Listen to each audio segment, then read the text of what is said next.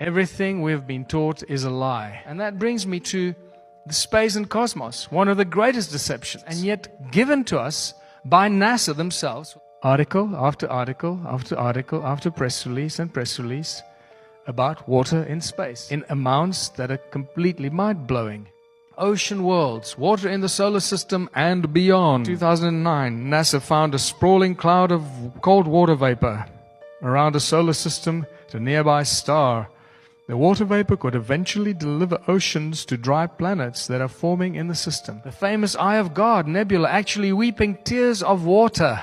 Stars and galaxies are born in a nebula. Can you imagine the size of the water that's coming out of a nebula? It's like one drop of that would engulf our entire solar system. Oceans detected inside Saturn's moon, and stars found shooting water bullets. NASA confirms best ever evidence water on Mars. Water from Orion. Now there's water coming out of the constellation of Orion. A star shooting water bullets. A star is supposed to be a sun.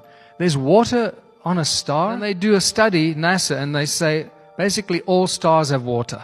This is the conclusion. Stanford University tells us that there's water on the sun. Waterloo University tells us that there's water on the sun. On the left is one of those deep space images of the universe. On the right is a picture of a swimming pool. Also keep in mind that many of the images that we get shown by NASA come from radio telescopes, not from optical telescopes that actually photograph an object. Our very own solar system is completely surrounded by water. They tell us it's ice, but can we believe them? Well, we call it the Kuiper Belt. It's a belt in a disk. That whole thing is now completely engulfed by more water called the Oort cloud that completely engulfs our entire solar system. It looks something like that. And yet there's supposed to be vacuum in space. Where does the water go? Where does the vacuum begin or end? Suddenly the Bible makes a lot more sense to me. And God said, let there be light. So the Spirit of God is moving across the waters, and it's the sound of the Creator that makes the light.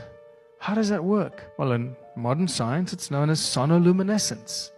When you put a sound frequency into a body of water, after a little while, a beautiful bubble appears filled with light. Where does the watery space begin? Where is the edge? Well, if we start listening to what the Bible tells us in some ancient scriptures, maybe we should listen to all of it. It says God placed the firmament in the sky to separate the waters of the heavens from the waters below.